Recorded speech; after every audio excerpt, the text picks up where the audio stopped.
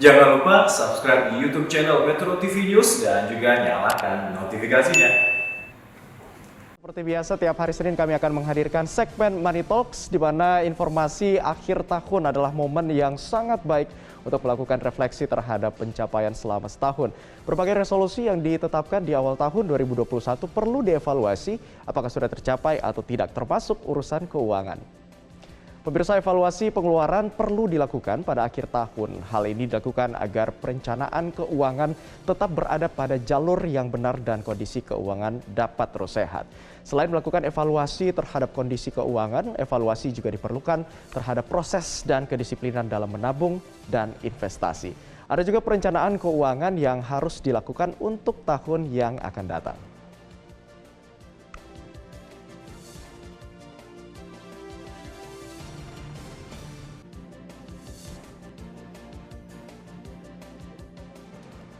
Dan pemirsa, untuk membahas lebih lanjut bagaimana evaluasi keuangan di akhir tahun dan juga perencanaan untuk tahun yang akan datang, kita akan membahasnya bersama dengan Baren Mohadin, perencana keuangan yang sudah terhubung secara virtual bersama kami. Selamat siang Mas Baren, apa kabar? Selamat siang Mas Abdi dan pemirsa Metro TV semua. Baik, sehat ya, salam sehat selalu Mas Baren. Dari senyum-senyumnya ini saya lihat sudah senyum-senyum cuan akhir tahun. Mas Baren, apa poin penting yang harus kita evaluasi untuk keuangan kita di akhir tahun dan juga mempersiapkan keuangan yang matang dan juga sehat di awal tahun 2022 nanti? Iya, saya setuju sekali dengan apa yang tadi sudah disampaikan oleh Mas Abdi, gitu ya, bahwa akhir tahun adalah saat yang tepat untuk mengevaluasi keuangan kita dan juga merencanakan keuangan kita ke depannya. Ada beberapa hal yang perlu kita evaluasi dari keuangan kita. Yang pertama adalah cash flow kita. Itu yang harus pertama kali kita lihat, gitu ya. Apakah kemudian pengeluaran kita ini sudah sesuai tracknya ataukah belum? Apakah kemudian ternyata pengeluaran kita ini banyak untuk sesuatu hal yang ternyata tidak terlalu kita butuhkan, sehingga kita bisa disebut menghambur-hamburkan uang kita, sehingga kemudian kita tidak punya uang di tabungan kita maupun juga di rekening investasi kita. Atau bahkan karena cash flow kita berantakan, itulah yang membuat kemudian kita berutang. Sehingga kemudian yang pertama kali dievaluasi bukanlah investasinya. Karena kebanyakan yang mengevaluasi akhir tahun itu perihal keuangannya adalah investasinya. Bukan investasi yang pertama. Yang pertama adalah cash flow dulu. Karena itu adalah inti dari keuangan kita.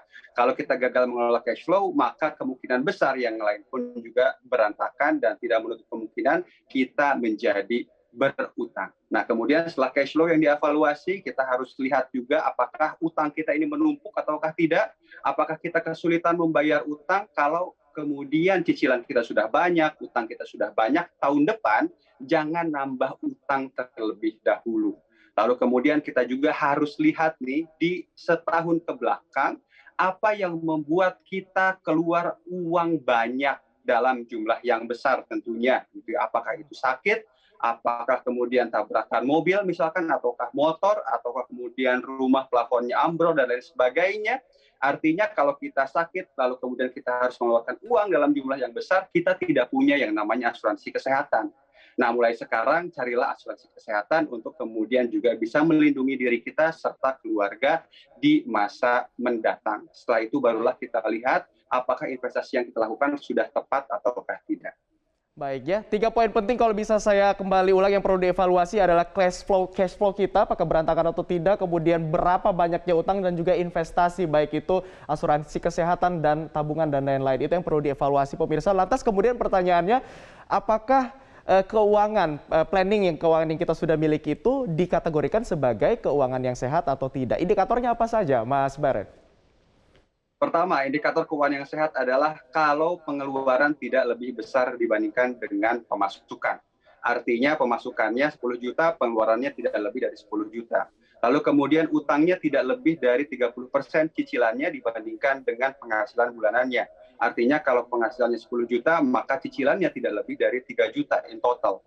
Punya dana darurat, punya asuransi kesehatan, kalau yang sudah berkeluarga punya asuransi jiwa, dan bisa berinvestasi rutin setidaknya 10 sampai dengan 15% per bulannya. Itu adalah kondisi keuangan yang sehat. Nah, silahkan sekarang refleksikan diri apakah kondisi keuangannya sudah sesuai dengan indikator-indikator yang tadi. Baik. Lantas pertanyaannya berikutnya, apakah orang yang punya banyak utang bisa dikatakan keuangannya tidak sehat? Tidak juga, tergantung dari utangnya utang apa. Banyak sedikitnya itu tergantung kepada kondisi dari orangnya. Ya, utang itu terdiri dari dua jenis. Ada utang yang konsumtif dan juga ada utang yang produktif. Utang yang produktif artinya utang yang kita gunakan untuk membeli aset, berbisnis dan lain sebagainya. Untuk orang dengan penghasilan yang besar, berutang dengan jumlah yang besar pun menjadi tidak masalah selama dia bisa memenuhi kebutuhan hariannya, kebutuhan bulanannya, dan dia punya dana cadangan yang cukup kalau kemudian dia tidak punya uang yang masuk setiap bulannya untuk membayar utang nantinya. Tapi untuk amannya, kita maksimum punya utang itu 30% saja dari penghasilan bulanan kita supaya pos-pos yang lain tidak harus kemudian kita irit-irit, kita potong-potong sehingga kita menjadi tidak bisa liburan, misalnya kemudian kita stres, kita sakit, nggak bisa jalan-jalan, nggak bisa kemana-mana hanya karena mikirin utang dan juga harus bayar utang. Baik, jadi belum tentu orang yang punya banyak utang ini kondisi finansialnya juga dikatakan tidak sehat begitu ya. Jadi tergantung dari utangnya, tergantung dari bentuk utangnya begitu ya Mas Baren. Lantas kemudian kalau kita sudah punya kondisi ataupun planning yang dikatakan tadi finansialnya sakit, apa yang perlu dibenahi? Apakah kita mencari yang sakit dulu, yang bagian mana yang sakit, atau kita cari pendapatan yang lain untuk menutupi si kesakitan itu? Seperti apa?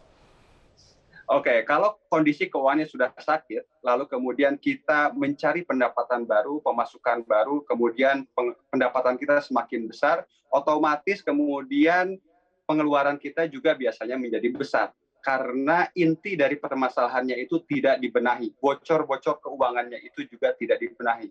Ibarat kata ini ada ember, embernya bocor-bocor, kemudian airnya tinggal sedikit, kita mencari air yang lebih banyak lagi, tidak akan terkumpul airnya karena masih ada bocor-bocornya, masih ada bolong-bolong di embernya. Sehingga yang harus kita lakukan adalah menambal bocor-bocornya terlebih dahulu. Kita cari dari 5 hal itu tadi, cash flow kita seperti apa, utangnya kah kebanyakan, punya dana darurat atau enggak, punya asuransi atau enggak, ada investasi atau belum. Kalau masih ada permasalahan dari 5 hal ini, maka kemungkinan besar keuangan kita masih akan tetap sakit, meskipun kita mencari tambahan pendapatan atau kita mungkin bekerja lebih giat karena penyakitnya ini tadi tidak dibenahi atau tidak disembuhkan terlebih dahulu. Jadi penting untuk kita mengetahui kita ini sakitnya di mana. Baik. Mas Beret, jelang Natal dan Tahun Baru nanti pasti masyarakat juga akan ada pengeluaran begitu. Bagaimana untuk mengatur pengeluaran ini agar masih tetap bisa mengatur planning di keuangan di tahun 2022 tanpa mengganggu yang saat ini 2021? Kemudian seperti apa tips dan triknya untuk menghabiskan dana ataupun yang sudah di-planning di tahun ini agar bisa bertahan di tahun depan? Oke, untuk akhir tahun biasanya kan diisi dengan liburan gitu ataupun juga kumpul-kumpul keluarga karena ada libur akhir tahun. Nah, untuk libur akhir tahun, Natal dan juga Tahun Baru ini biasanya untuk teman-teman yang merayakan Natal biasanya sudah mengalokasikan dananya. Maka dana yang sudah dialokasikan itu bisa digunakan untuk kebutuhan Natal dan juga Tahun Baru. Tapi untuk teman-teman yang tidak merayakan Natal biasanya kan hanya fokus pada liburan akhir tahun saja. Nah, untuk liburan akhir tahun ini bisa menggunakan bonus tahunan jika ada, gitu ya. Tapi kalaupun kemudian tidak ada dan teman-teman semua pemirsa Metro TV di rumah belum merencanakan untuk liburan di akhir tahun, maka jangan maksain diri, apalagi sampai berutang, gitu ya.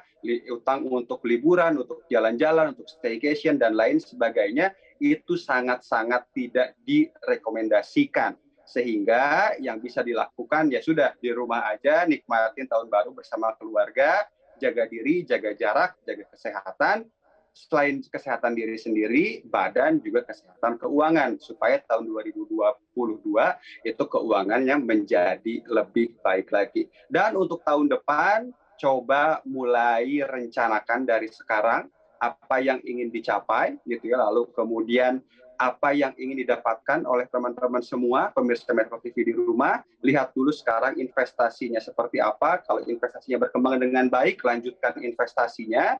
Lalu kemudian lihat juga setahun ke belakang apa yang membuat keuangan teman-teman berantakan. Bersiaplah dengan hal tersebut agar jangan sampai terjadi lagi kepada teman-teman semua, dan disiplinlah dengan rencana keuangan yang sudah dibuat. Baik, disiplin dengan rencana keuangan yang sudah dibuat, jangan sampai tergiur ya dengan diskon-diskon akhir tahun mungkin ya Mas Baren ya. Baik Mas Baren, Betul terakhir sekali. mungkin tadi sudah sempat Hati-hati. disebutkan dengan perencanaan apa yang ingin dicapai di tahun depan, tapi lagi-lagi kalau misalkan kita bisa merefleksikan saat ini kondisi kita masih dalam ketidakpastian khususnya di COVID-19, apakah perlu mungkin kita tambahkan dalam perencanaan tahun depan untuk memasukkan asuransi kesehatan khususnya di kesehatan COVID-19 atau seperti apa? Ya, di tahun depan kita masih belum tahu apa yang akan terjadi dan juga perkembangan COVID-19 ini seperti apa. Apalagi sekarang ada varian baru yang kita juga tidak tahu dampaknya seperti apa. Sehingga penting sekali untuk teman-teman semua, pemirsa Metro TV di rumah, memiliki yang namanya dana darurat serta asuransi kesehatan. Dana darurat ini harus ditambah karena kita lihat dari varian-varian sebelumnya dari 2020 sampai dengan 2021 adanya varian baru itu menyebabkan ekonomi gonjang-ganjing dan kemudian banyak sekali orang-orang di PHK, dirumahkan, tidak punya penghasilan. Nah, sehingga dana darurat inilah yang bisa menjadi bekal buat teman-teman semua melewati masa-masa krisis, tapi semoga tidak terjadi ya. Dan kemudian juga kita tidak tahu apa yang akan terjadi ke depannya. Kita sudah jaga diri, bisa jadi kemudian kita terpapar virus tersebut, sehingga pastikan kita punya asuransi kesehatan yang cukup untuk melindungi diri kita sesuai dengan kondisi kita, dan bisa juga mulai dicari asuransi kesehatan yang memiliki fasilitas untuk menanggung jika kita terkena resiko COVID-19. Baik, perencanaan yang matang dan tentunya juga harus sesuai dengan rencana yang dibuat dan lagi-lagi harus disiplin dalam menjalankan perencanaan tersebut untuk kesehatan keuangan kita, tidak hanya sehat badan, sehat tubuh, namun juga sehat secara keuangan. Terima kasih Mas Baren Mohadin, perencana keuangan sudah bergabung bersama kami di Newsline. Selamat kembali beraktivitas dan salam sehat Mas.